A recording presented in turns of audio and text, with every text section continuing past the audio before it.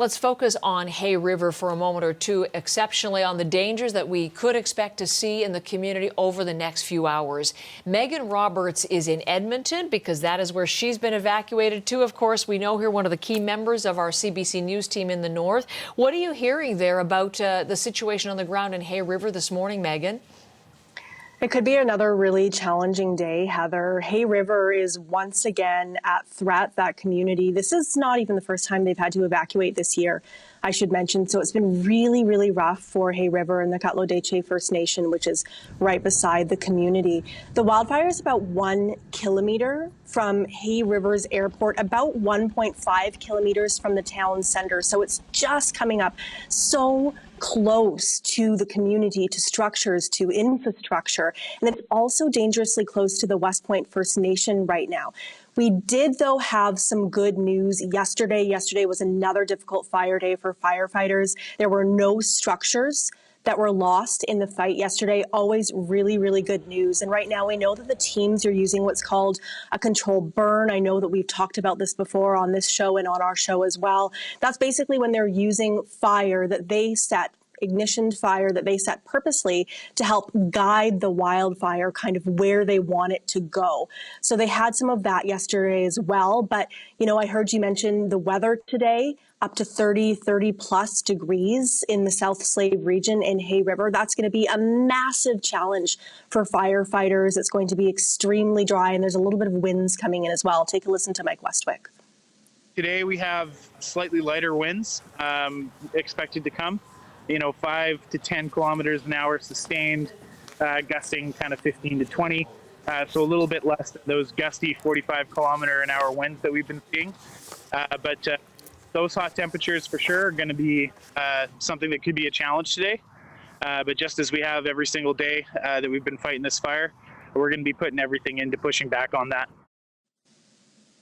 So very challenging conditions again. N.W.T fire warning that those conditions could push the fire closer to the community, something to keep an eye on throughout the day and into peak fire activity in the evening.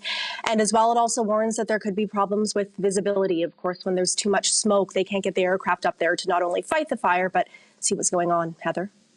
So, Megan, there are thousands of evacuees from the Northwest Territories who are staying in Edmonton as you are. You're not just reporting on the story, but you're living the story at the same time. And as you speak to your fellow evacuees, what are they telling you about the situation? It's really difficult. It's a difficult situation.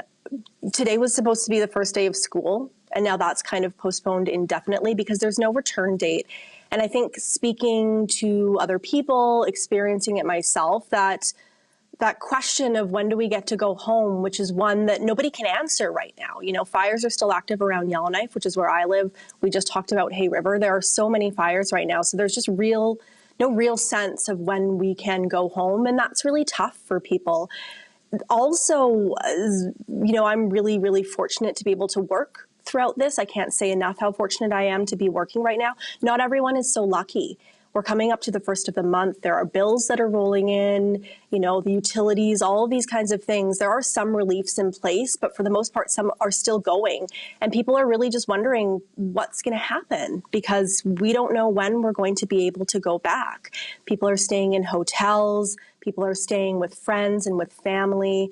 Another big question is food. Where are you going to get your next meal? And is it something that will be able to sustain you if you have restrictions? Take a listen to one evacuee.